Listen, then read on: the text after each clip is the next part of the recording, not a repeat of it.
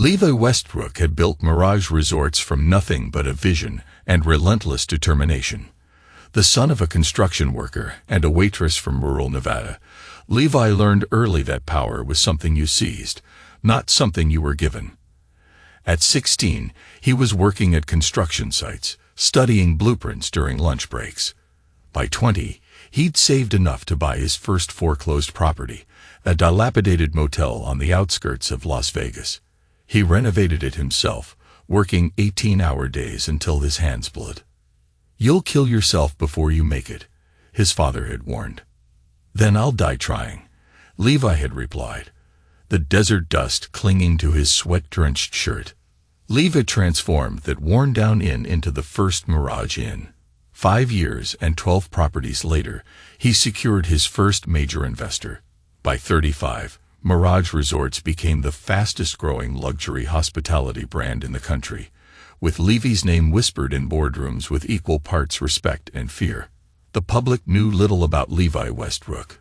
He stayed out of the spotlight, creating an enigma that only fueled speculation. Financial magazines called him the ghost developer, present everywhere, but seen nowhere. His properties bore the Mirage brand, never his name. It was a strategic choice, and anonymity was power. He met Audrey Baxter at a charity gala in Santa Barbara. She was the daughter of California real estate tycoon Preston Baxter, a competitor Levi had long admired. Audrey possessed a refined elegance that came from old money and exclusive education, the polish Levi knew he lacked despite his success. "You're the only man here who looks completely unimpressed by all this pomp," she'd said, approaching him on the terrace where he'd escaped the crowd. "I'm more impressed by what people build than what they inherit," he'd replied, not recognizing her yet. She'd laughed instead of taking offense. "Then you must be thoroughly unimpressed with me." Their courtship was swift, passionate. Audrey represented everything Levi had worked for. Acceptance into a world that had once seemed unreachable. Preston Baxter initially disapproved. "Self-made men are unpredictable," he'd warned his daughter. "They have something to prove." Levi proved himself by expanding the Baxter portfolio through a strategic partnership. The marriage followed 6 months later, a calculated merger as much as a union of hearts. For 3 years, they appeared the perfect power couple. Levi continued his expansion, keeping his growing empire structured through shell companies and private holdings. Few connected the rising Mirage brand to him personally, a separation of identity that would later prove invaluable. Audrey brought connections, social standing, and a veneer of sophistication to their partnership. But beneath the surface, fault lines were forming. When pregnancy talk arose, Audrey hesitated.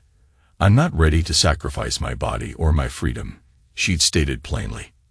Levi, who'd grown up in a house too small for his dreams, had always envisioned a family.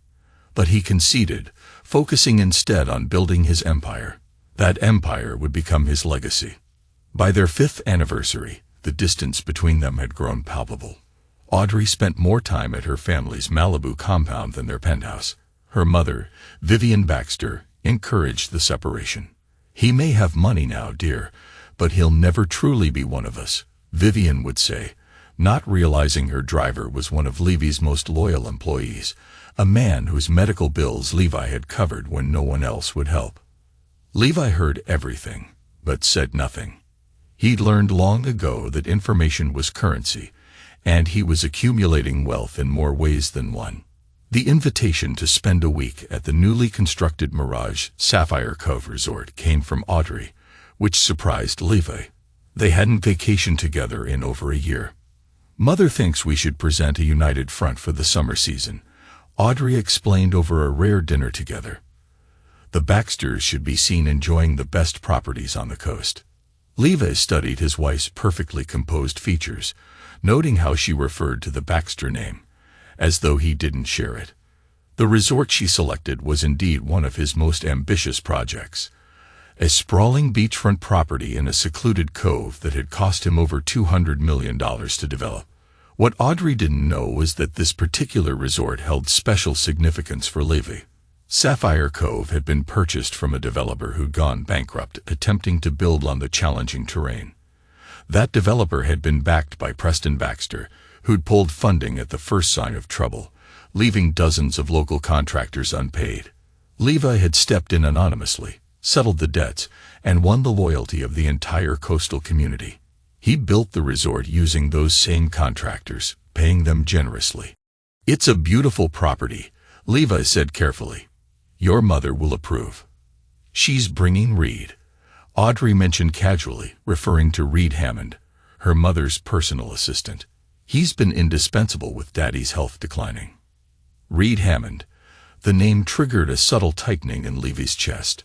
The man had appeared in Vivian's orbit 18 months earlier, suspiciously soon after Levi had declined to invest in a failing Baxter development. Reed was 35, impeccably dressed, and possessed the exact pedigree that Vivian found acceptable. He'd also been spotted with Audrey at private art showings when Levy was supposedly out of town. What the Baxters didn't know was that Levi had built his empire by anticipating movements before they happened. His security team consisted of former intelligence operatives who monitored his interests with surgical precision. The reports on Audrey and Reed had been accumulating for months. Dinner reservations, hotel stays, text messages that never appeared on the phone bill Levi received. "Reed is always welcome," Levi said smoothly. "Will Preston be joining us?" Audrey's expression flickered with something, guilt perhaps. "Daddy's treatments make travel difficult. His doctors think it's better if he stays home." Another lie. Preston Baxter's cancer was in remission, his condition stable for the past 3 months. The man had been seen golfing just the previous weekend. "That's unfortunate," Levy responded. "I'll make sure the house is fully staffed for your mother's comfort." "Our house, darling," Audrey corrected with a practiced smile. "Sometimes you speak as if these properties aren't part of our shared life." Levy reached for his wine glass, force of habit from spending too much time in boardrooms. "Of course, it's our house." But it wasn't. None of it was.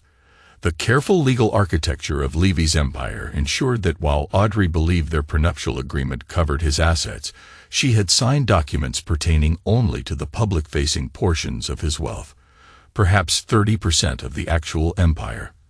The rest existed in structures so complex that only Levi and his most trusted advisors understood the full picture. 2 nights before the planned vacation, Levy received a call from Dominic Rousseau, his head of security. "Mr. Westbrook, there's been unusual activity you should be aware of." Mrs. Westbrook accessed the family's safe deposit box yesterday.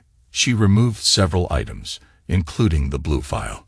The blue file contained the only hard copies of their prenuptial agreements and property deeds that Audrey had access to. "Any other movements?" Levy asked, his voice betraying nothing. "She met with Gerald Winters for lunch." Gerald Winters was one of the most aggressive divorce attorneys in California. "I see," Levi said.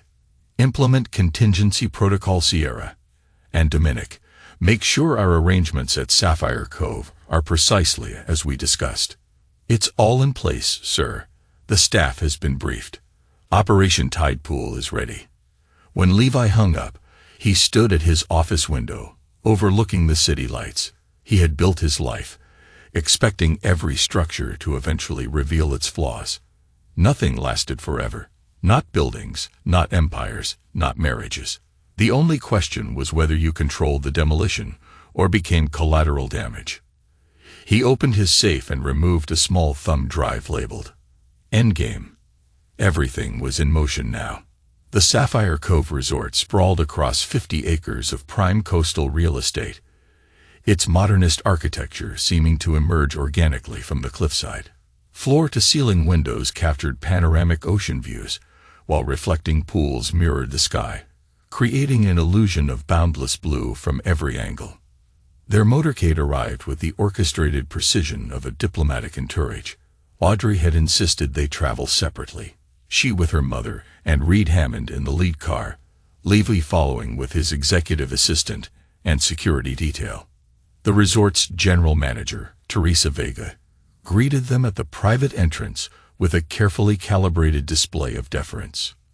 "Mrs. Westbrook, Mrs. Baxter, welcome to Sapphire Cove," she said, focusing her attention on Audrey and Vivian. "We're honored to have you with us." Vivian Baxter, a stately woman with silver hair and cold eyes, surveyed the lobby with practiced criticism. "The design is adequate, though I would have suggested more traditional elements. These modern monstrosities often age poorly." Teresa's smile never wavered. "We value your expert opinion, Mrs. Baxter. Perhaps you'd like to speak with our design team during your stay." Levi watched the interaction with detached interest. Teresa was one of his most loyal employees, a woman who had started as a housekeeper at his first property and now ran his flagship resort. She knew exactly who signed her generous checks, and it wasn't the Baxter family. "We'd like to freshen up," Audrey announced.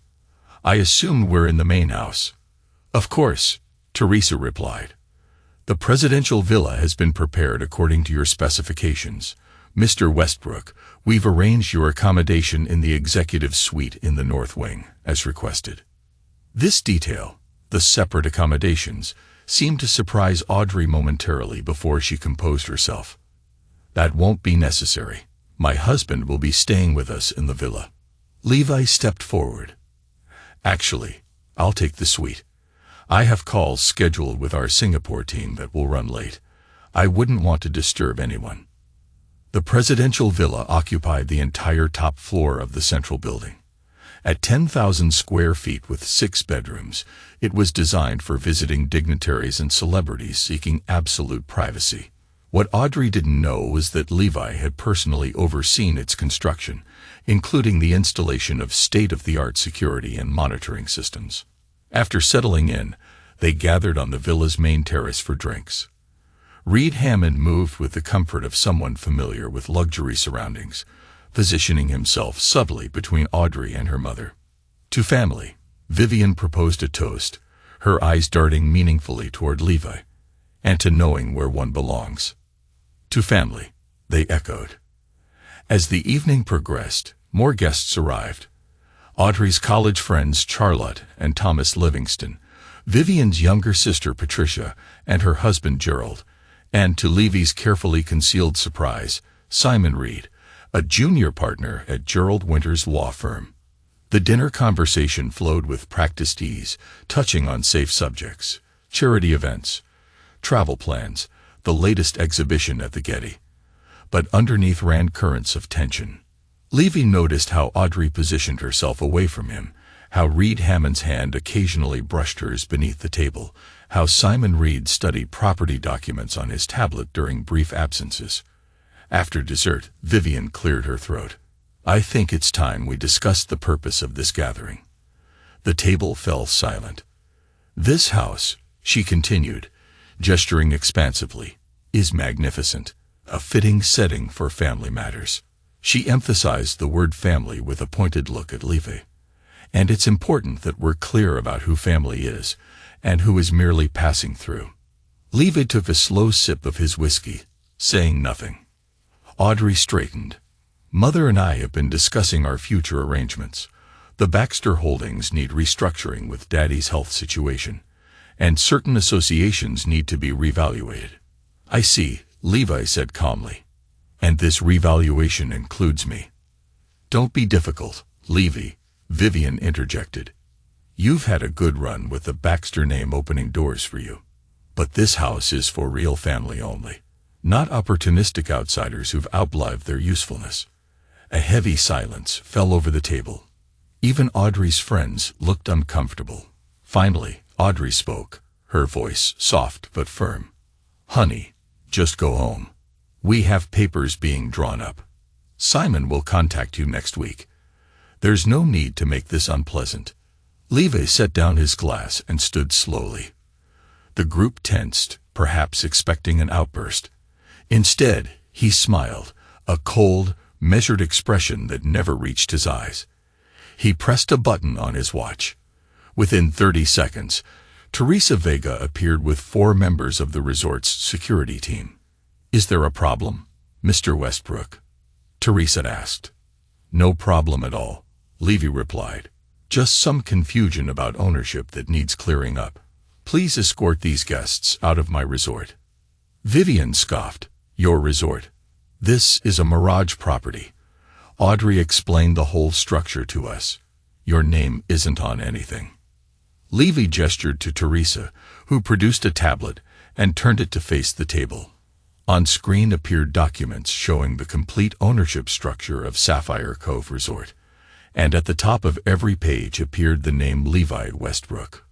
"Perhaps you've been misinformed," Levi said mildly. "Mirage Resorts is a subsidiary of Westbrook Holdings. Always has been." He turned to Reed Hammond, whose complexion had gone ashen. "Mr. Hammond, I believe you conducted what you thought was thorough due diligence. Did you perhaps rely on information provided by my wife rather than official records?" Reed's silence was answer enough. "What is this?" Audrey demanded, standing now. "Some kind of trick?" "No trick," Levy replied. "Just business. Teresa, please show our guests to the Sea Breeze Villa on the South Shore. It's quite comfortable, though not quite as presidential." As security began to move toward them, Simon Reed frantically scrolled through documents on his tablet. "This can't be right." Levy folded his arms, unruffled, as the power dynamic in the room shifted completely. "The holdings we reviewed clearly showed exactly what I wanted them to show," Levi interrupted. "A valuable lesson in corporate structure, Mr. Reed. One your firm might benefit from studying." He turned to Audrey, his expression hardening. "You have 1 hour to collect your belongings from the presidential villa. After that, the locks will be changed." Audrey's face contorted with rage. "You can't do this. This is my property," Levi finished for her. "And as for those special plans you mentioned," he looked directly at Vivian, "I have some plans of my own. For all of you." As security began to usher the stunned group away, Levi caught Reed Hammond by the arm. "You've been spending time with my wife in houses that I own," he said quietly, so only Reed could hear. "Remember that fact in the coming days." Levy remained on the terrace, alone, watching the sunset over the ocean. His phone buzzed with a message from Dominic. "Protocols activated. All surveillance operational. Phase 1 complete."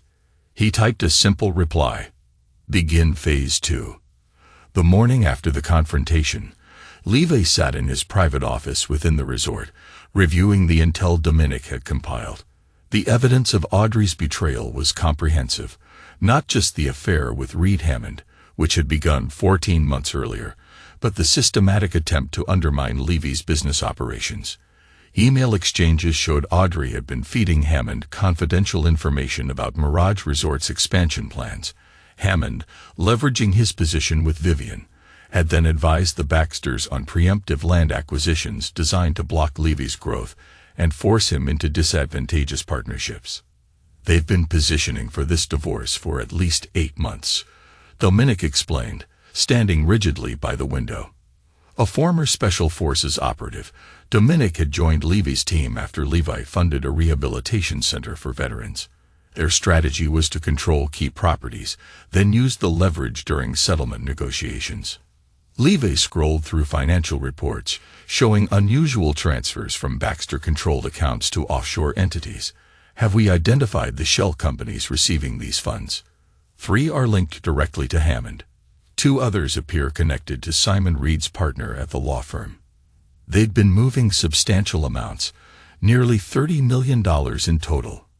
What troubled Levy most wasn't the affair or even the corporate espionage.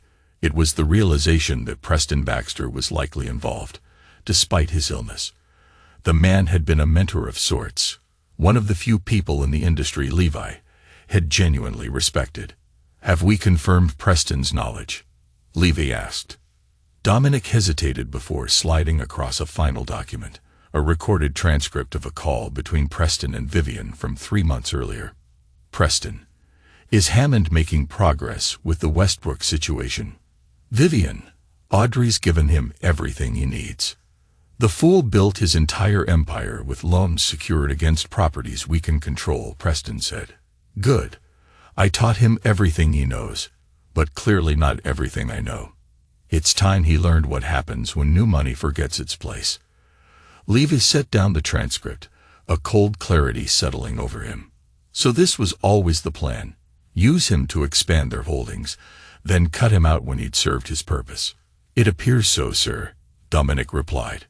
Levy turned to the floor-to-ceiling windows overlooking the resort grounds. In the distance, he could see the Sea Breeze Villa where Audrey and her entourage had been relocated. Surveillance showed they'd been frantically making calls since dawn, attempting to counter the unexpected power shift. What's their next move? Levy asked. They contacted 3 banks, trying to verify the ownership structure of Mirage Resorts. They've also reached out to your competitors at Platinum Hospitality Group. This wasn't surprising. Platinum had been trying to acquire Mirage properties for years, always rebuffed by Levy's refusal to sell. Their CEO, Mason Phillips, had a reputation for aggressive takeovers of distressed assets. And Gerald Winters. His firm is preparing emergency injunctions based on marital property claims. They'll likely file by end of day, attempting to freeze operations at all Mirage properties pending court review. Levy nodded, having anticipated this tactic. Contact Judge Abernethy. Remind him of our discussion regarding his daughter's rehabilitation facility. Judge William Abernethy's daughter had struggled with addiction for years. When no facility would accept her due to previous relapses, Levy had personally arranged her admission to an exclusive treatment center in Switzerland, ensuring absolute privacy for the family. Already done, sir. He's prepared to hear any emergency motions. Good. Levy turned from the window. Now, tell me about Hammond. What's his vulnerability? Dominic smiled thinly. Several interesting findings there. Despite his carefully cultivated image, Reed Hammond comes from considerably humble origins. His real name is Richard Hamlin. He changed it after leaving his hometown in Idaho, where his father still works as a janitor at the local high school. That doesn't sound particularly useful, Levy noted. No, but this is. Before joining Vivian Baxter's staff, he worked briefly for Trident Security Consultants, the same firm that handles digital security for the Baxter family. During that time, he installed backdoor access points in their systems that he's been using to monitor their communications. Levy raised an eyebrow. He's spying on the Baxters while spending time with their daughter. Yes, and he's been systematically copying financial documents, apparently building leverage for his own purposes. Interesting. Levy considered this development. So Hammond wasn't just Audrey's companion. He was playing his own game. It appears so. And there's more. He's been in regular contact with Mason Phillips at Platinum Hospitality. The picture was becoming clearer. Hammond was positioning himself as the catalyst for a hostile takeover, using Audrey to access what he believed were Levy's vulnerabilities, while simultaneously preparing to betray the Baxters to their corporate rivals. What about Audrey?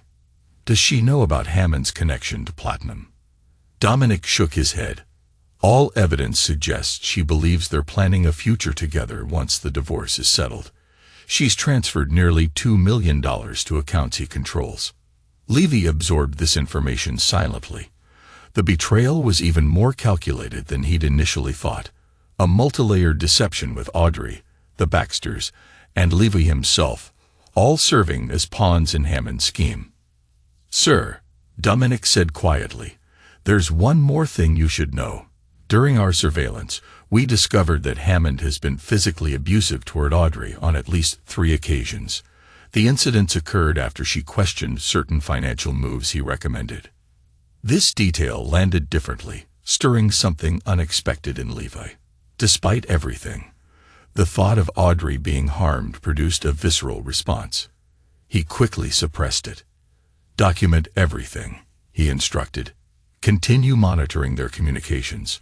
I want to know their next move before they do.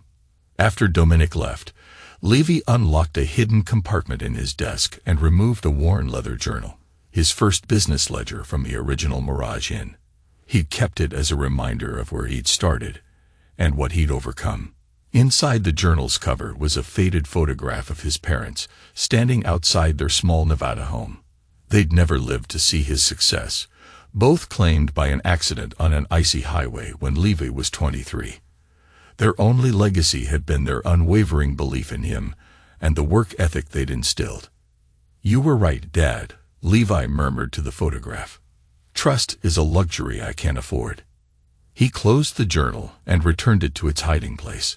Then he opened his laptop and initiated a sequence of commands that would activate financial protocols established years earlier, precisely for a scenario like this.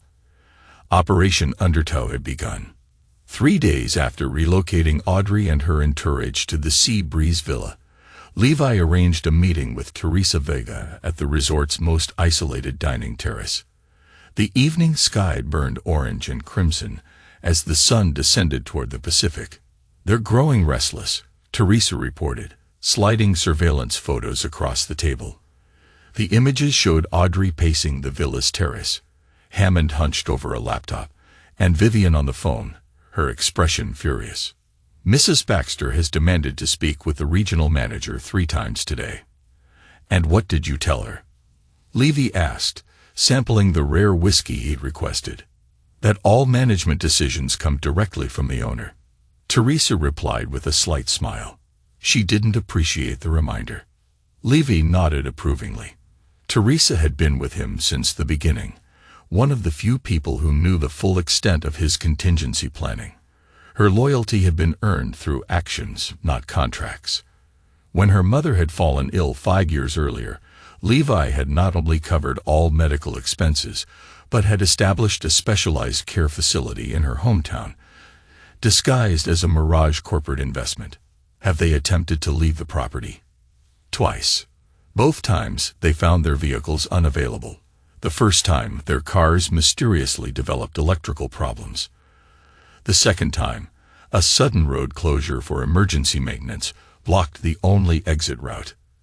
"Their electronic communications?" Levi inquired. "Limited to what we allow," Teresa confirmed. "Their calls and messages are being selectively delayed or dropped. Nothing critical enough to raise suspicions of deliberate interference, but enough to create frustration and isolation." This strategic isolation was critical to Levy's plan.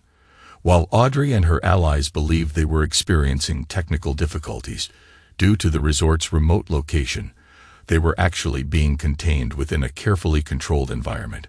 Their communications were monitored, their movements tracked, their growing sense of powerlessness part of the plan by design.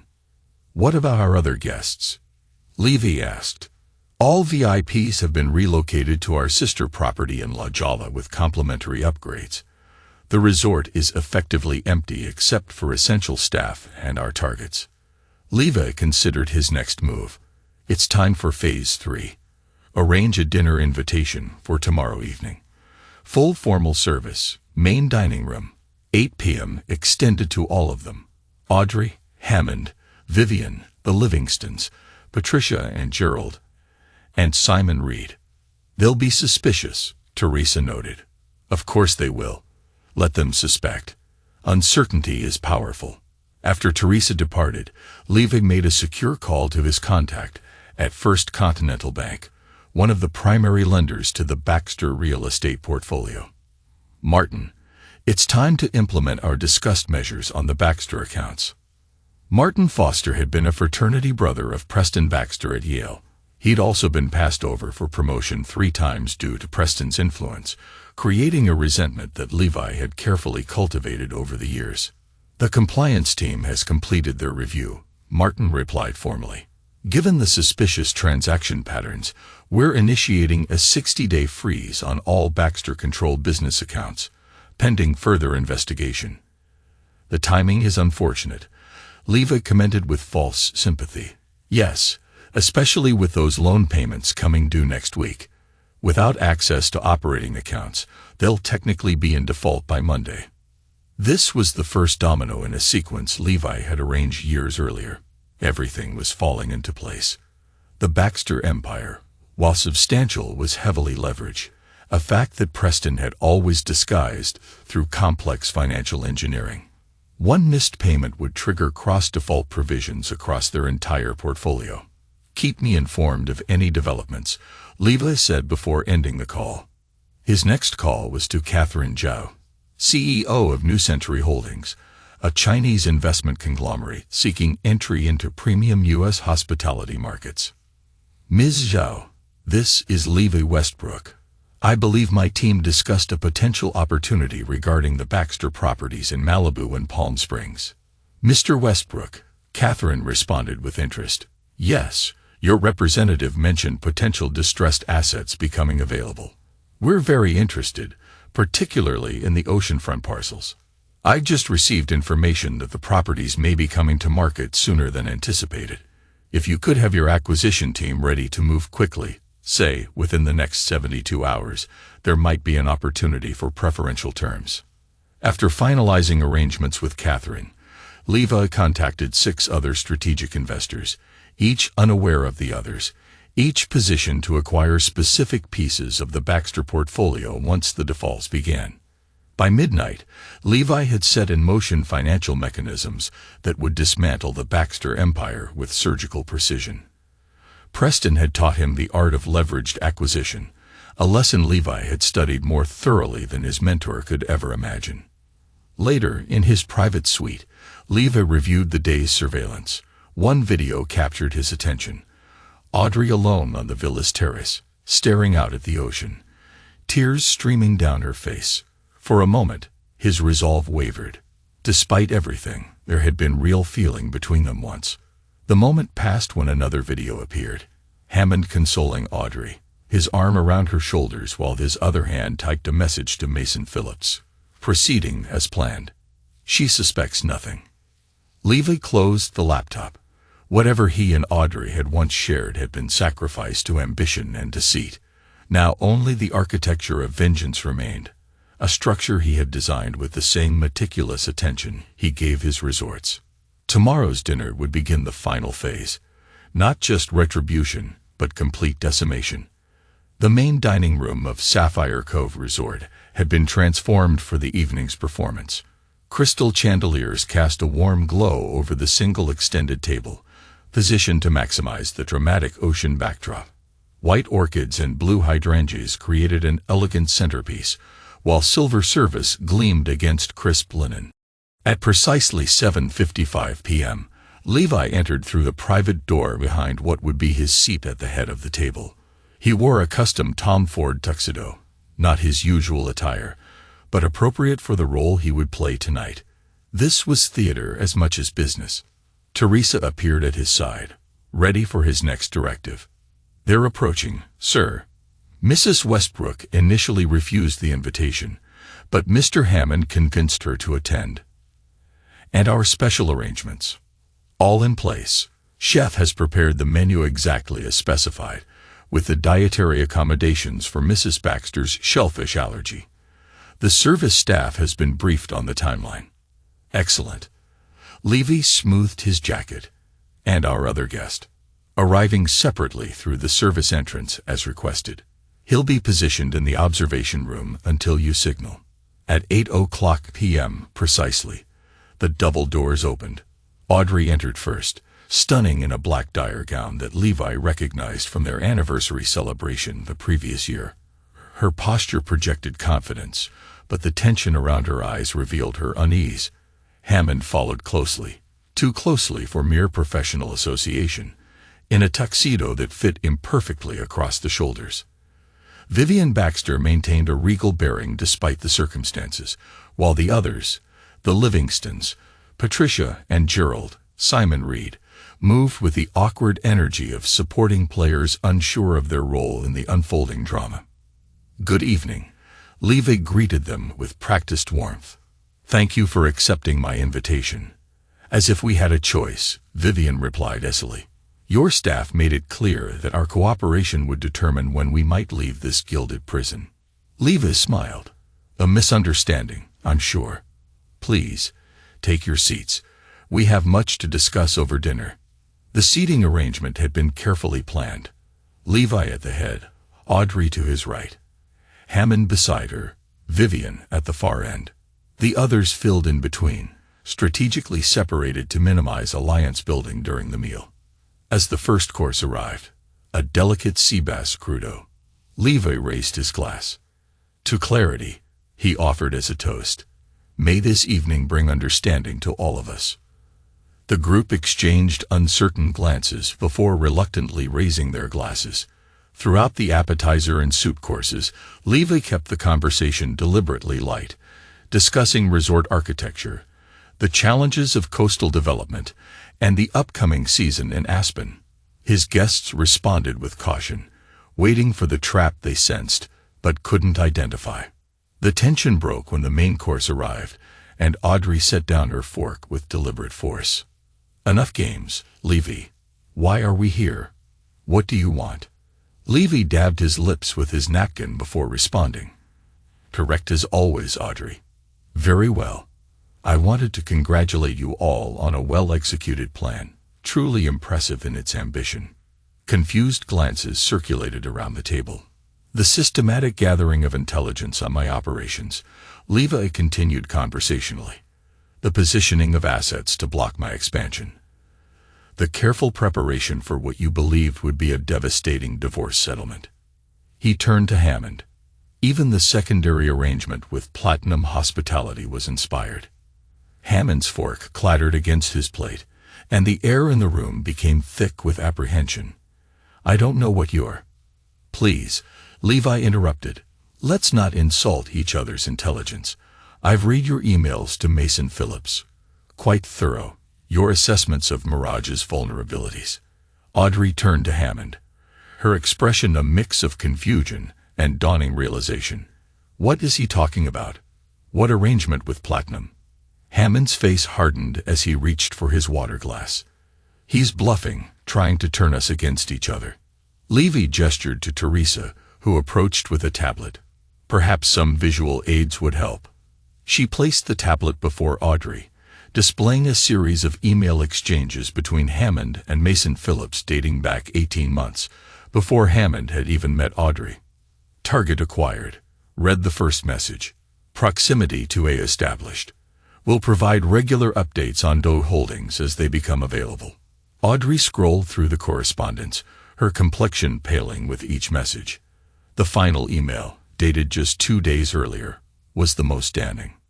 Once divorce proceedings begin, we'll have 30 to 45 days to move on primary assets before other creditors mobilize. A remains unaware of our arrangement. Proportion of settlement can be managed as discussed. Read. Audrey's voice was barely audible. What is this? Hammond's expression shifted from denial to calculation.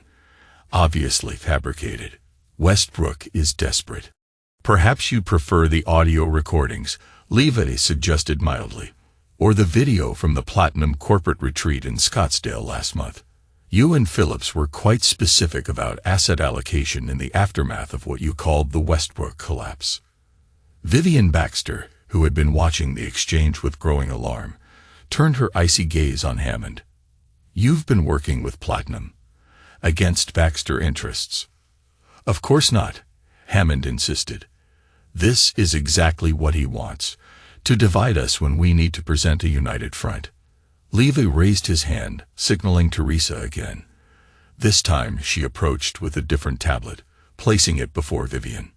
Mrs. Baxter, you might find these documents relevant. They detail the systematic transfer of funds from Baxter-controlled accounts to offshore entities over the past 14 months. As Vivian reviewed the documents, her composed facade began to crack. These are internal transfers, authorized by. Her voice faltered. By you. Levi finished for her, or rather, by someone using your authorization codes. The same codes Mr. Hammond had access to as your personal assistant. The table fell into stunned silence as the implications settled. But that's impossible, Vivian finally said. The total amounts here are substantial. Nearly $30 million, Levi confirmed. Carefully distributed across multiple accounts to avoid triggering compliance alerts. Quite sophisticated. Hammond's composure was deteriorating rapidly. This is absurd. I've done nothing but look after Baxter family interests. Like you looked after my interests. Levi replied, his tone calm but unyielding. The room held its breath, the weight of betrayal almost tangible. Audrey asked, Her voice gaining strength as shock gave way to anger. Was anything real, Reed? Or was I just your access point to Levy's business? Before Hammond could respond, Simon Reed cleared his throat nervously.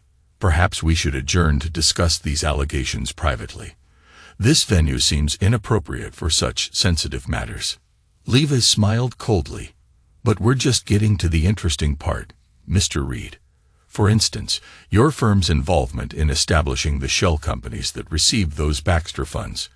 Companies that, coincidentally, list your brother-in-law as a director. Simon blanched. That's confidential client information. Yes, attorney-client privilege is sacred, Levi agreed, which makes it particularly problematic when an attorney participates in criminal conspiracy. The Bar Association tends to take a dim view of such activities. As the accusations mounted, the alliances at the table visibly fractured. Audrey moved her chair away from Hammond. Vivian stared at Simon Reed with undisguised contempt. The Livingstons whispered urgently to each other, clearly regretting their peripheral involvement. What do you want? Vivian finally demanded, her voice tight. If this is about money. This isn't about money, Levi interrupted. This is about consequences. He pressed a button on a small remote, causing a screen to descend from the ceiling at the end of the dining room. I've invited someone to join us for this part of the discussion. The screen flickered to life, revealing Preston Baxter in what appeared to be a hospital room. His once powerful frame had been diminished by illness, but his eyes remained sharp. Preston, Vivian gasped. What is this? Hello, Vivian, Preston responded, his voice stronger than his appearance suggested.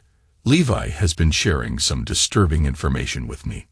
You can't possibly believe, Vivian began. I've seen the evidence, Preston cut her off. All of it. The unauthorized transfers. The conspiracy with Hammond. The attempt to dismantle my life's work for your personal gain. Vivian's face contorted with rage. Your life's work. The empire I helped you build while you chased every young assistant who caught your eye. Don't pretend this is about loyalty, Preston.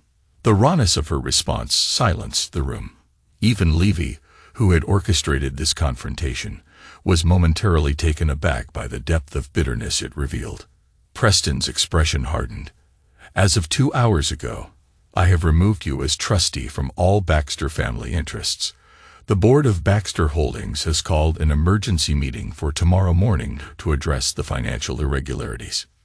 You can't do that, Vivian sputtered. The voting shares have been reallocated, Preston finished for her. The documents were filed this afternoon. Levi watched the color drain from Vivian's face as the full implications became clear.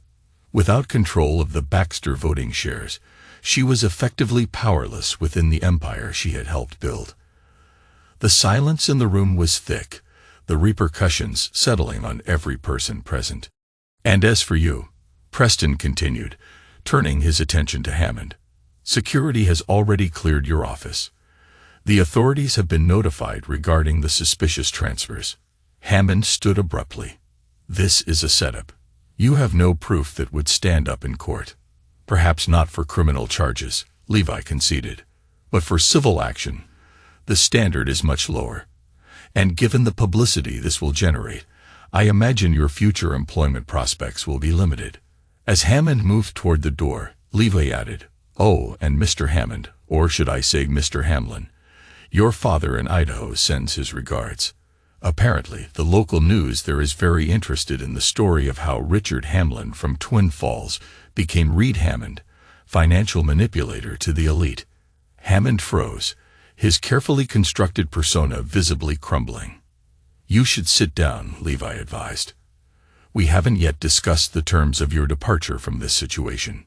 The remainder of the dinner unfolded like the final act of a Greek tragedy.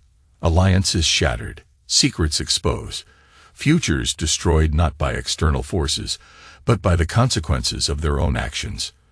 By the time dessert was served, a bitter dark chocolate tart that few touched, the group that had arrived as conspirators had devolved into isolated individuals, each contemplating their separate downfalls. As coffee was poured, Levi addressed them collectively one last time. Tomorrow morning, you'll all be free to leave Sapphire Cove. Transportation has been arranged to take you wherever you wish to go. He paused, allowing the relief to briefly register before continuing. However, I should mention that certain financial difficulties may complicate your immediate plans. What financial difficulties? Simon Reed asked nervously. As of close of business today, First Continental Bank has frozen all Baxter corporate accounts pending investigation of suspicious activities, Levi explained calmly. Additionally, the quarterly payments on several key properties were due today. Without access to operating accounts, those loans are now technically in default. The implication hung in the air like poison gas. The Baxter empire operated on precisely timed cash flows between numerous entities. One missed payment could trigger a cascade of cross defaults. That's impossible, Vivian whispered. The payments are automated. Systems can be so unreliable, Levi remarked with false sympathy, especially when they're being audited for potential fraud. As the devastating reality settled over the table, Levi stood. Thank you all for a most illuminating evening. Teresa will see you back to your accommodations. Before leaving, he paused beside Audrey, who sat motionless, staring at nothing. For what it's worth, he said quietly, I believe you were as much a pawn as I was intended to be. That doesn't excuse your choices, but it may explain them. She looked up at him, tears streaming silently down her face. What happens now? Levi answered softly, his voice filled with both finality and a surprising measure of compassion. Now we all live with the consequences of what we've built and what we've destroyed. He squeezed her shoulder gently, then turned and walked away, leaving the fragments of broken alliances and ambition behind as he stepped out into the night, ready to face whatever came next. Now Levi considered the question. Now you get to experience what I've always known, that everything can be taken away in an instant. The only difference is that I built my life expecting that reality. You never had to. With that, he walked away, leaving behind the ruins of the life they had constructed together, and the people who had sought to destroy him. The financial collapse of the Baxter empire unfolded with the terrible precision of a controlled demolition. By noon the day after the fateful dinner, news of the frozen accounts and missed loan payments had spread through financial circles. By close of business, Baxter Holdings stock had dropped 27%, triggering circuit breakers that temporarily halted trading. Levi monitored the devastation from his office at Sapphire Cove, where multiple screens displayed financial news channels, real-time stock tickers, and private intelligence feeds from strategically placed sources. Dominic entered with the latest updates. The New Century Holdings Consortium has submitted letters of intent for the Malibu and Palm Springs properties. Their initial offer is 30 cents on the dollar, with expedited closing. Levi nodded approvingly. And the Vegas parcels. Gulf Sovereign Wealth Fund is preparing a bid. They're coordinating with their U.S. regulatory team to fast-track approvals. The systematic dismantling continued throughout the day. Properties that the Baxter family had accumulated over 3 generations were being carved up and redistributed to buyers Levi had carefully cultivated. Buyers who understood the value of discretion and the advantage of acquiring distressed assets at unprecedented discounts. What about Preston? Levi asked. Dominic's expression shifted slightly. He's been admitted to Cedars-Sinai.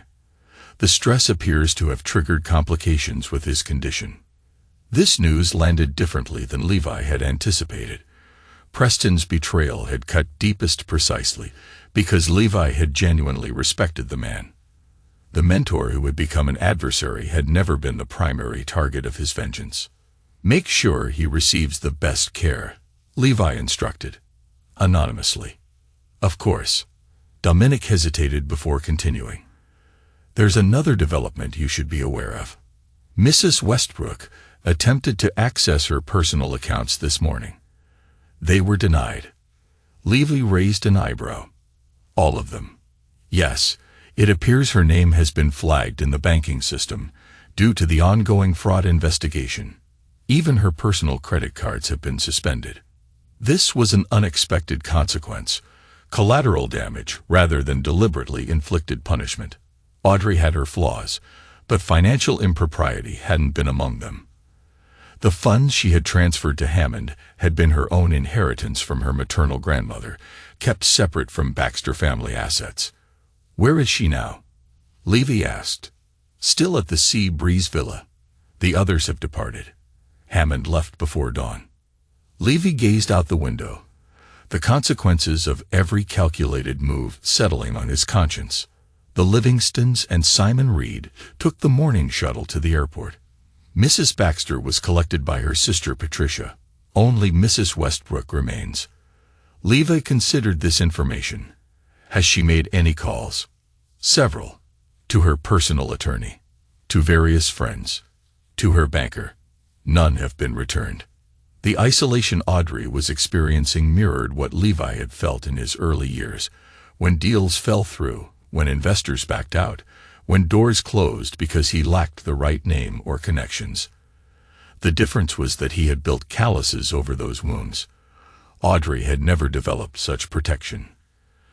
"Continue monitoring her situation," Levi instructed. "Ensure she has access to meals and basic services." Dominic nodded, recognizing the subtle shift in Levy's approach without commenting on it. As the afternoon progressed, reports flooded in of creditors moving against Baxter assets nationwide. What had begun as targeted financial pressure had evolved into a feeding frenzy as financial institutions rushed to secure their positions against the collapsing conglomerate. At 4:30 p.m., Levy received a call from Catherine Jaub at New Century Holdings.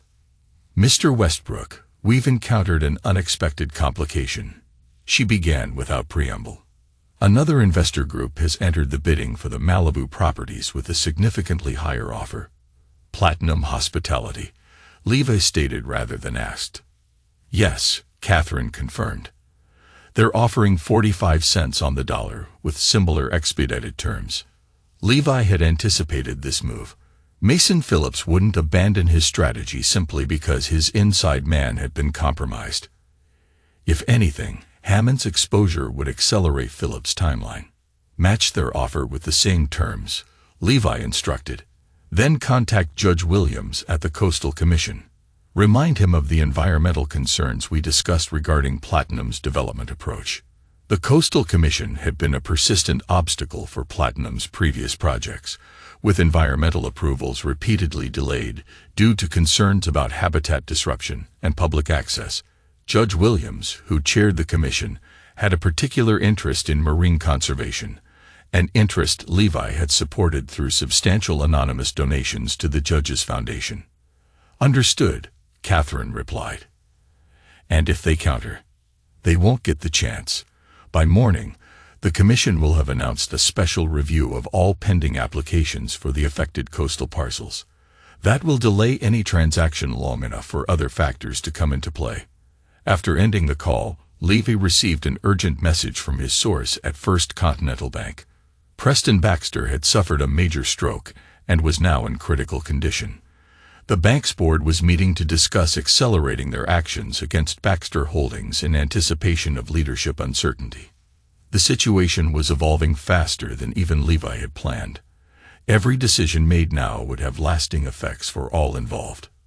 What he had envisioned as a controlled implosion was becoming a chaotic collapse that threatened to destroy more than just his enemies. As evening approached, Levi left his office and walked along the cliffside path toward the Sea Breeze Villa. The setting sun painted the ocean in shades of fire, a fitting backdrop for the day's events.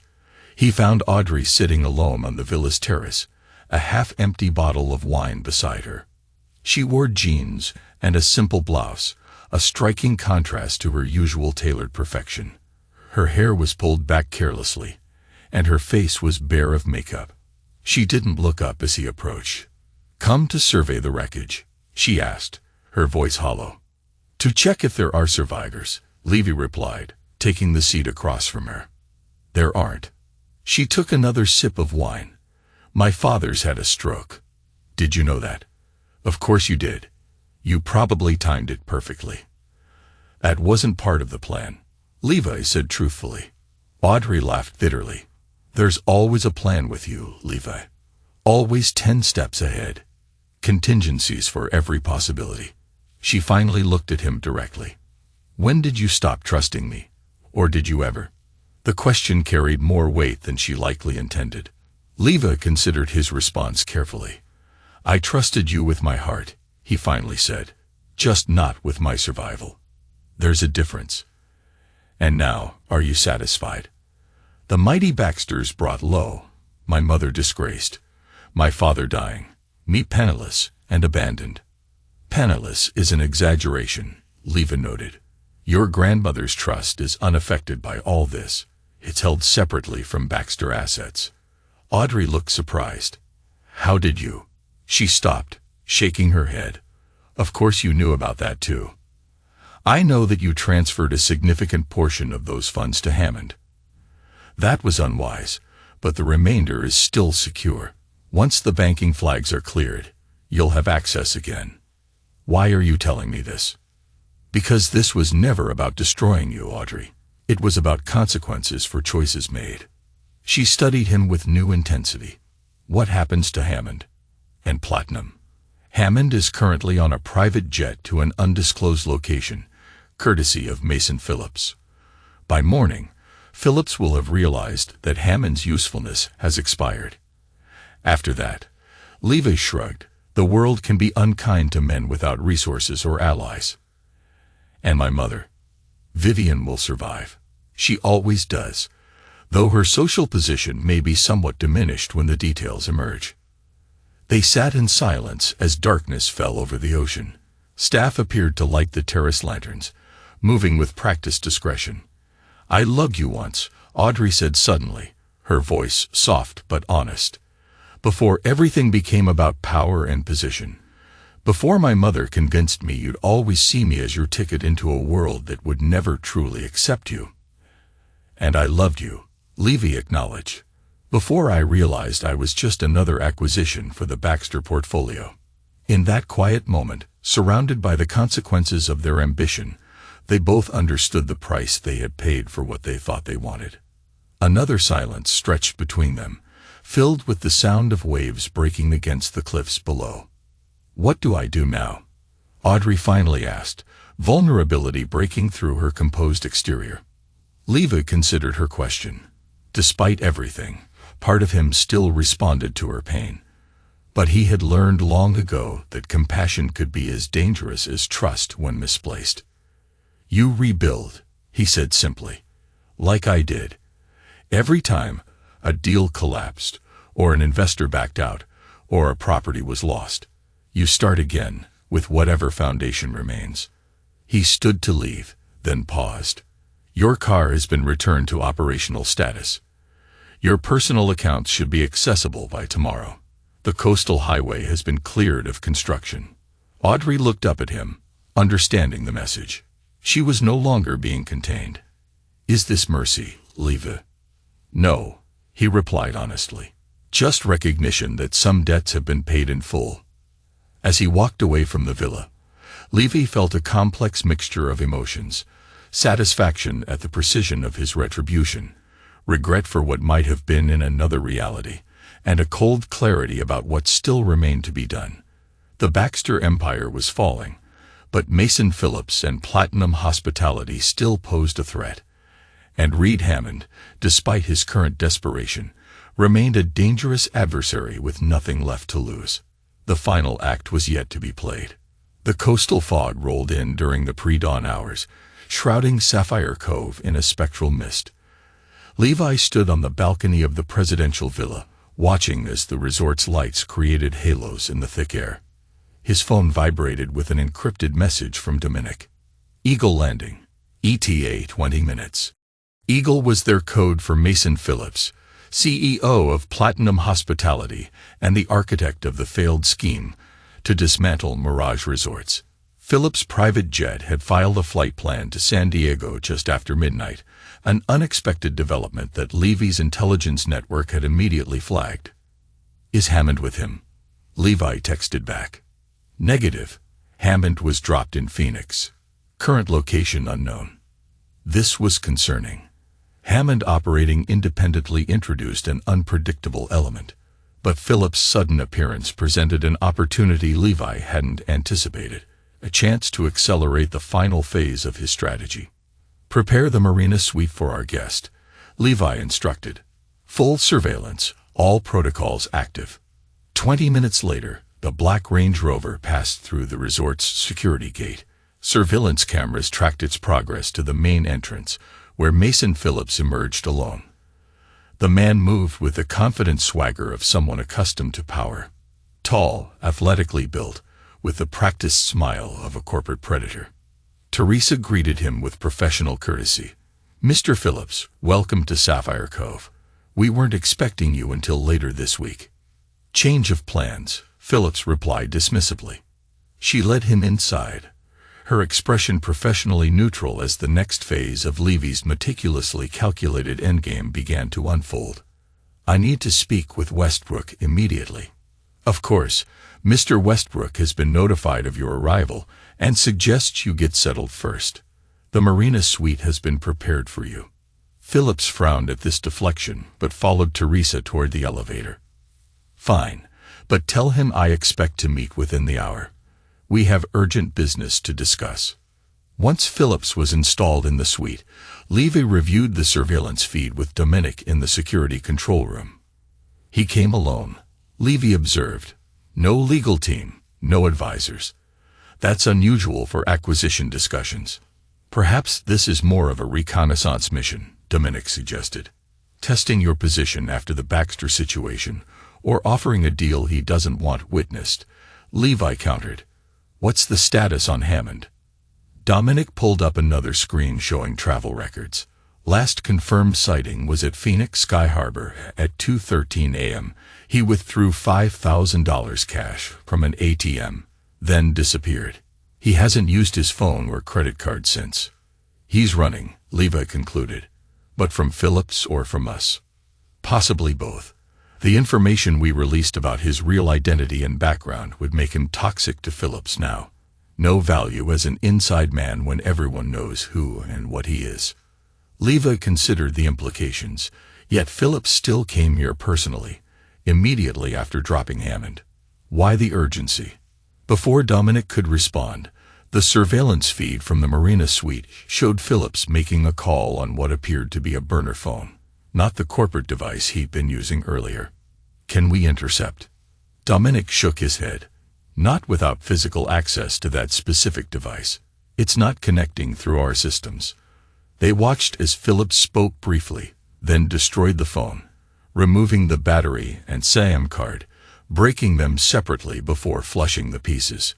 "That's not standard corporate procedure," Dominic noted dryly. "No," Levi agreed.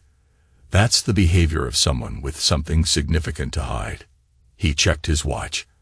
"I think it's time we welcomed Mr. Phillips properly. Have Teresa bring him to the Cliffside Conference Room in 15 minutes. The Cliffside Conference Room occupies a spectacular position on the resort's most dramatic overlook. 3 walls of glass created the illusion of floating above the Pacific, while state-of-the-art security features ensured absolute privacy. It was where Levi conducted his most sensitive negotiations, and where every conversation was recorded from multiple concealed locations. Phillips arrived prompt to the minute, dressed in a fresh suit despite the early hour. His expression registered appreciation for the dramatic setting before settling into practiced neutrality. "Impressive location, Westbrook," he commented, declining the offered coffee. "Though I imagine the construction challenges were substantial." "Nothing worthwhile comes easily," Levy replied, studying his opponent. He leaned forward slightly, ready for the final negotiation. Phillips had the flush of a man running on adrenaline and ambition rather than sleep. "What brings you to Sapphire Cove with such urgency, Mason? I don't recall having a meeting scheduled." Phillips smiled thinly. "Circumstances change. I assumed you'd want to discuss the Baxter situation directly, given our mutual interests." "Mutual interests?" Levy raised an eyebrow. "That's an interesting characterization, considering your collaboration with Hammond to undermine my position." If Phillips was surprised by this direct acknowledgement, he didn't show it. Business is business, Levi. Hammond approached us with information. We evaluated its potential utility. Nothing personal. Corporate espionage rarely is, Levi agreed mildly. Though using my wife as an access point did add a certain personal dimension. Phillips waved this aside. Ancient history now. The landscape has changed significantly in the past 48 hours. I'm here to discuss moving forward, not looking backward. Forward to what exactly? A strategic partnership. Phillips leaned forward, his expression turning serious. The Baxter empire is collapsing. Their properties will be liquidated at fire sale prices. Between Mirage and Platinum, we could control the most valuable assets on both coasts. Levi studied Phillips with genuine curiosity. You're proposing we collaborate after you attempted to orchestrate my financial destruction. I'm proposing we recognize reality, Phillips countered. The Baxters are finished. Preston's in critical condition. Vivian's facing potential fraud charges, and the vultures are circling their portfolio. You've won that battle decisively. And Hammond? Where does he fit in this new partnership? A flicker of something. Annoyance, perhaps concern, crossed Phillips' face. Hammond is no longer a factor. His usefulness ended with his exposure. Yet you personally escorted him to Phoenix on your private jet just hours ago, Levi noted. Quite considerate treatment for a disposable asset. Phillips paused, clearly reassessing the extent of Levy's intelligence gathering. A courtesy to a former associate, he said finally. Nothing more. The conversation was interrupted by a discreet knock. Teresa entered with an envelope, which she handed to Levy. This just arrived by courier, sir. Marked urgent. Levy opened the envelope and scanned its contents, his expression revealing nothing. Thank you, Teresa. Please prepare the conference call system. I'll need to connect with our Singapore team in 20 minutes. After Teresa departed, Levy returned his attention to Phillips. Interesting timing. It seems the Coastal Commission has just announced an emergency review of all development applications for the former Baxter properties. Something about environmental concerns requiring heightened scrutiny. Phillips couldn't fully mask his reaction. A tightening around the eyes, a subtle tension in his shoulders. Bureaucratic delay tactics. It won't affect the underlying transactions. Perhaps not, Levy replied, his voice steady. But as you know, speed is often the difference between profit and loss in these situations. But it will extend the timeline significantly. Environmental reviews can take months, even years, during which financing costs accumulate, market conditions change. Levi left the implications hanging. Phillips abandoned his casual posture, leaning forward aggressively. Let's cut through the charade, Westbrook. You orchestrated this review, just like you orchestrated the banking freeze on Baxter accounts. You're blocking our acquisition because you want those properties for yourself. I'm simply exercising appropriate caution regarding valuable assets, Levy replied evenly, as any prudent businessman would. That's nonsense, Phillips snapped. This is personal now. First Hammond, now this. Levy's expression hardened. You made it personal when you targeted my wife and my company. Did you really think there wouldn't be consequences? Phillips stood abruptly. This isn't over. You may have won this round, but what? Levi interrupted, remaining seated. You'll try another approach, perhaps another inside man, or something more direct. The tension between them crystallized into something dangerous. Be careful, Westbrook, Phillips warned quietly. You're playing a game with rules you don't fully understand. On the contrary, Levy replied, I understand perfectly that there are no rules. Only winners and losers. And you, Mason, are not accustomed to losing. Phillips stared at him for a long moment before turning to leave. At the door he paused. You should check on your wife. I hear she's having a difficult time adjusting to her new circumstances. The implied threat hung in the air as Phillips departed. Levy immediately contacted Dominic. Where's Audrey? Still at Sea Breeze Villa. No movement since last night. Visual confirmation. Checking now. There was a pause before Dominic continued, his voice suddenly alert. Security feed shows the villa appears empty. Last confirmed visual was at 23:42 last night. Send a team immediately, Levi ordered, already moving toward the door. And locate Hammond. Phillips' threat wasn't random. 15 minutes later, Levi arrived at the Sea Breeze Villa to find Dominic coordinating the security team. The villa showed no signs of struggle or forced entry, but Audrey was nowhere to be found. Her phone remained on the nightstand. Her purse was on the counter. Only her car was missing from the garage. Traffic cameras? Levi asked. Nothing yet, Dominic reported. The coastal highway has limited coverage. We're checking gas stations and toll points within a 50-mile radius. As they continued to search, Levi received an encrypted message from an unknown number.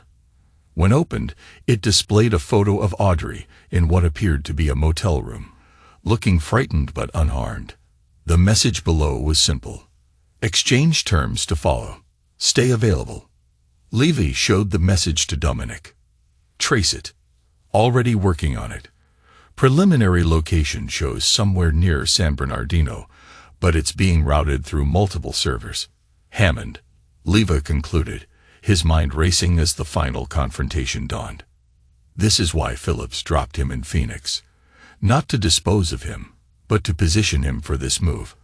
But why involve Mrs. Westbrook now? Dominic asked. The Baxter assets are already in play. Levy's expression darkened as the pieces fell into place. Because this isn't about the assets anymore. It's about something Hammond took from the Baxters that Phillips needs, something important enough to risk a kidnapping. They returned to the security center, where Levi reviewed all surveillance footage of Hammond during his time at Sapphire Cove. One interaction stood out, a brief conversation with Vivian Baxter in a secluded corner of the garden the day before the confrontational dinner. Vivian had handed Hammond a small object that he quickly pocketed. Enhance and stabilize that section, Levi instructed the technician. The enhanced image revealed what appeared to be a small hardware key, similar to those used for secure digital vaults. The Baxter encryption key, Levi realized. It would grant access to all their secure financial data, authentication codes, offshore account details, everything needed to access hidden assets. Which explains Phillips's urgency, Dominic concluded. If he can access those accounts before the banks freeze them completely, he could siphon hundreds of millions before anyone realizes, Levi finished, and Hammond is using Audrey as leverage to negotiate his position with Phillips. Another message arrived. Keystone Motel, room 114, San Bernardino. Come alone with $5 million cash equivalent. 3 hours. No police. Levi showed Dominic the message. Prepare the helicopter. And contact Judge Abernethy. We'll need his assistance for what comes next. 3 hours later, Levi arrived at the Keystone Motel, a dingy 2-story structure off the interstate. Instead of the requested cash, he carried a briefcase containing very different contents. 2 unmarked vehicles were positioned strategically in the parking lot, containing Dominic and his team. Room 114 was on the ground floor, its curtains drawn. Levi knocked precisely 3 times. The door opened a crack, revealing Hammond's tense face. Show me the money first, Hammond demanded. Let me see Audrey, Levi countered.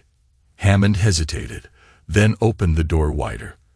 Audrey sat on the bed, her hands bound with zip ties, a bruise forming on her cheek. Her eyes widened at the sight of Levi. I'm sorry, she whispered. He was waiting in the garage. It's all right, Levi assured her, then turned to Hammond. You've made a serious miscalculation, Richard. Hammond flinched at the use of his real name. Just give me the money. Then you can take her and go. That's not how this ends, Levi said calmly. The police are outside. So is my security team. The motel is surrounded. Hammond's expression contorted with desperation. He pulled out a gun, pointing it shakily at Audrey. You're lying. I checked for tails, not police cars. Judge Abernathy signed the warrant personally an hour ago. The officers are in unmarked vehicles. Hammond's hand trembled, sweat dripping down his temple as he realized the gravity of the situation. Levy set the briefcase on the small table. Inside is evidence of your financial crimes, copies of your communications with Phillips, and a signed statement from Vivian Baxter regarding the encryption key you stole. Hammond's face paled. You're bluffing. The deal Phillips offered you is already void. Levy continued as if Hammond hadn't spoken. He never intended to share the Baxter assets with you. You were always disposable. The only question was when to shut you up. Hammond shouted, his hand trembling. You don't know anything. I know Phillips has already cut off communication. I know the number you've been texting hasn't responded in over an hour. I know you're alone now with no exit strategy. Hammond's eyes darted frantically between Levy and Audrey. I still have her, he said desperately. That's worth something. Yes, Levi agreed.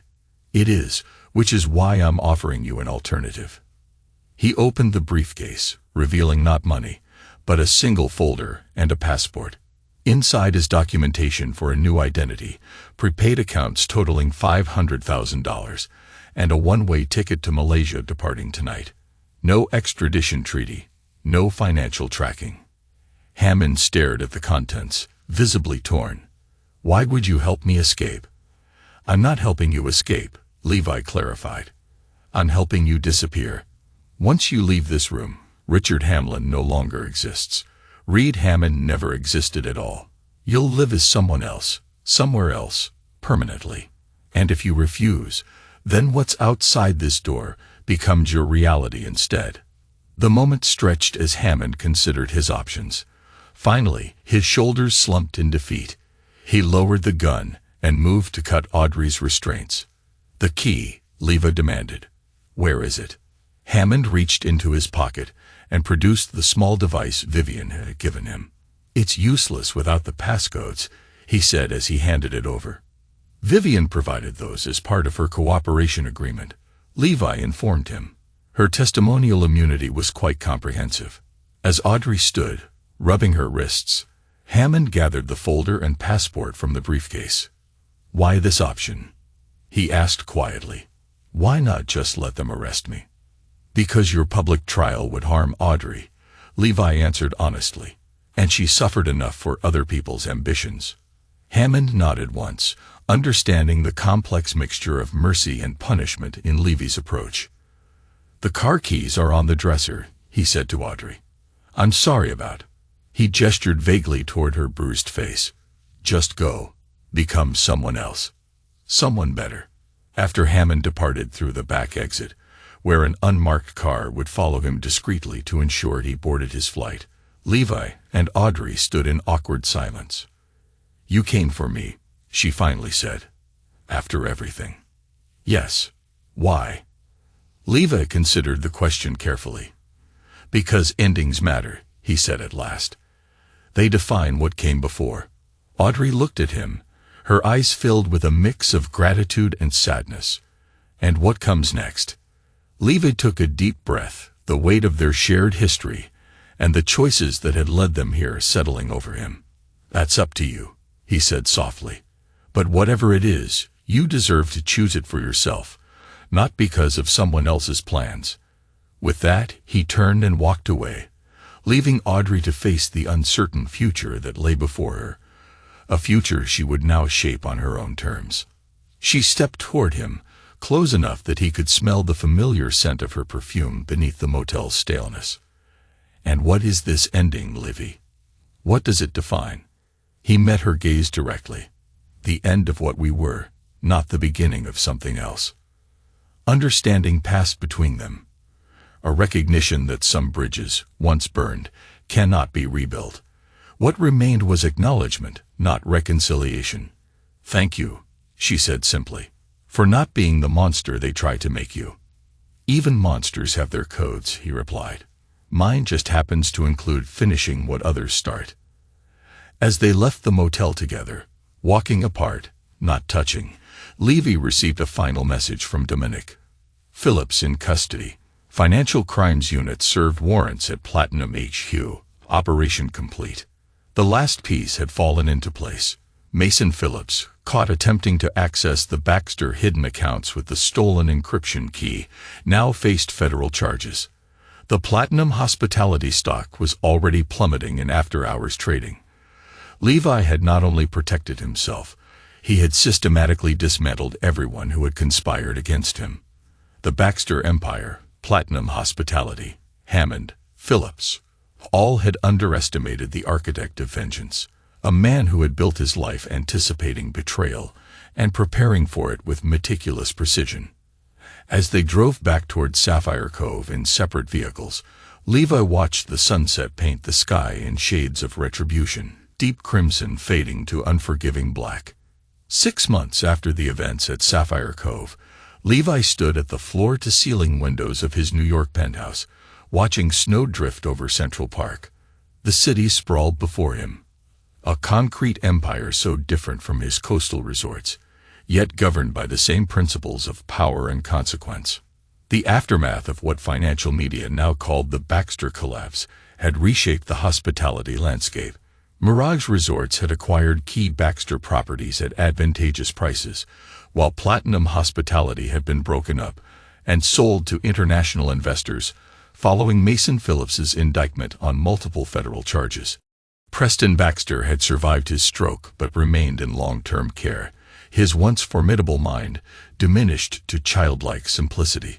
Vivian, facing her own legal challenges, had accepted a plea deal that included testimony against Phillips and significant financial penalties.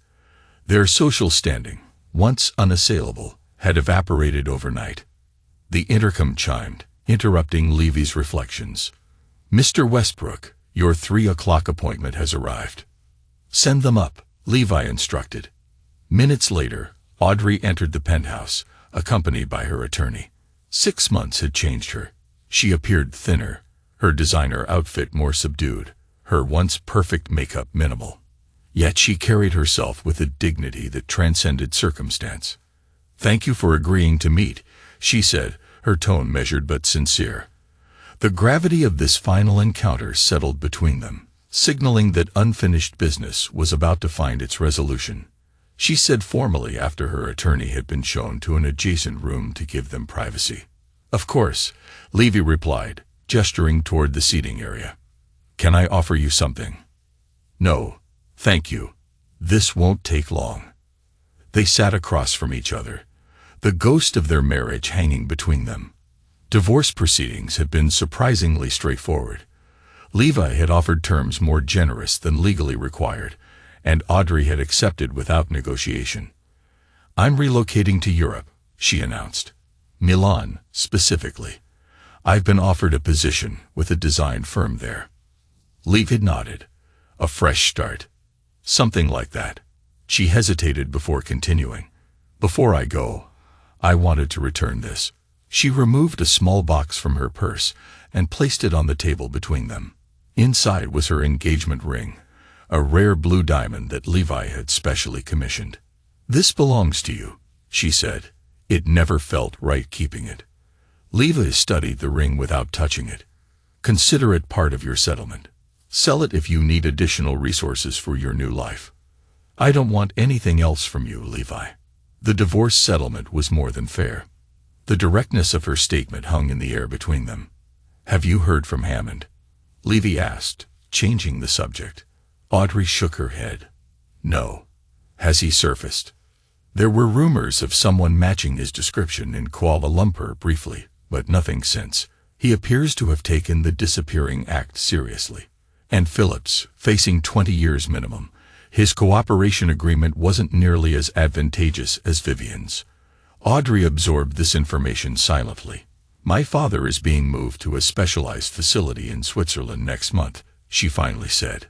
"The doctors say the change might stimulate some cognitive improvement." "I heard. The facility has an excellent reputation." She looked at him sharply. "You've been keeping tabs on us." "Information is still currency," Levy replied simply. A silence fell between them. Not entirely uncomfortable, but weighted with unspoken recognitions. Was any of it real? Audrey finally asked. Us, I mean. Or was I always just a strategic acquisition? The question cut closer than Levi expected. It was real, he answered honestly, until it wasn't. When did it change for you? When did it change for you? He countered. Audrey considered the question with surprising candor. When my mother convinced me you would never belong in our world. That eventually you'd resent me for what I represented. Old money. Established power. Everything you had to fight for. And you believed her. I let myself believe her, Audrey corrected. Because it was easier than acknowledging that I was jealous of your success. Success you achieved without the advantages I'd taken for granted my entire life. The admission surprised him. In all their years together, Audrey had never acknowledged this underlying current in their relationship. For what it's worth, she continued, her voice quiet but sincere, I did love you, in my own way, even if I never learned how to show it right. Hammond was a mistake born from that insecurity. I convinced myself he understood both worlds, that he could bridge what I saw as a growing gap between us. When in reality, he understood neither, Levy observed, just how to exploit the insecurities in both. Audrey nodded, a sad smile touching her lips. We were both manipulated by someone who saw our weaknesses more clearly than we saw each other's. The honesty of the moment created a curious intimacy, not romantic or reconciliatory, but a shared recognition of mutual blindness. I didn't come here seeking forgiveness, Audrey said after a moment, or offering it for that matter. What happened can't be undone or absolved. No, Levi agreed. It can't. But I wanted you to know that I understand now why you built your life the way you did. Why you created layers of protection that even I couldn't penetrate. The world taught you lessons I was privileged enough to ignore. Levi considered her words carefully. We all build fortresses against our particular fears, Audrey. Mine were just more literal than most. She stood, signaling the end of their meeting. Goodbye, Livy. I hope you find what you're looking for. As she moved toward the door, Levy remained seated. What makes you think I'm still looking for something? Audrey paused, turning back with unexpected insight. Because you won. Completely. You destroyed everyone who betrayed you. You expanded your empire. You emerged stronger than before. She met his gaze directly. And yet you're still alone in this tower, watching the world from a safe distance. The observation landed with uncomfortable precision. Levi said nothing as Audrey departed, leaving him with the ring on the table and the snow falling silently beyond the glass. Later that evening, Levi received a call from Dominic. Sir, we've received confirmation on the Hammond situation. Go ahead. Malaysian authorities found a body matching his biometrics in a hotel room in Penang. Apparent suicide, though there are inconsistencies in the scene.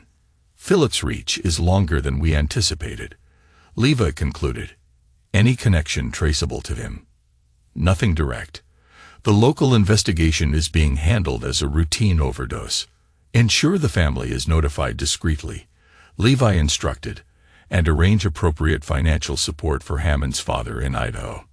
Already done, sir. After ending the call, Levi poured himself a measure of rare whiskey and returned to the window. The city lights blurred through the falling snow, creating an illusion of stars falling to earth. In the reflection of the glass, he could see the solitary figure he presented, exactly as Audrey had described. His phone buzzed with a message from Teresa. Sapphire Cove expansion approved unanimously by Coastal Commission. Construction can begin immediately. Another victory. Another expansion. Another step in building an empire designed to withstand any attack. Yet Audrey's words echoed uncomfortably in the silent room as Levi stood, surrounded by everything he had built, and wondered what was left to build it for. You're still alone in this tower, watching the world from a safe distance. Levi set down his glass and made a decision. He contacted his pilot to prepare the jet, then instructed his assistant to clear his schedule for the next week. Revenge had been necessary. A matter of survival as much as justice. But survival alone was no longer sufficient. The fortresses he had built to protect himself had become barriers to something else, something he had forgotten to value during his relentless pursuit of security. As the snow continued to fall, Levi Westbrook considered the foundations of his empire, built not just on concrete and steel, but on the ashes of those who had underestimated him. It was an empire designed to endure, to stand against any storm. But even the most perfect fortress could become a prison if its architect never ventured beyond its walls. The question that remained was whether he could find the courage to build something new, something not designed solely for protection, but for possibility, something not constructed from suspicion, but from the very trust he had learned was so dangerous. The answer would not come tonight, perhaps not for many nights to come, but for the first time since the betrayal, Levi allowed himself to consider that revenge, while necessary, was not sufficient. That destroying what threatened him was not the same as creating what might sustain him. As he prepared to leave the tower that had become both his triumph and his isolation, Levi left the engagement ring on the table, a glittering remnant of a connection that had failed, not because loving was impossible, but because it required a vulnerability neither of them had been prepared to risk. The empire remained. The architect endured. And the foundations, built from both triumph and ash, awaited whatever he might choose to construct upon them next.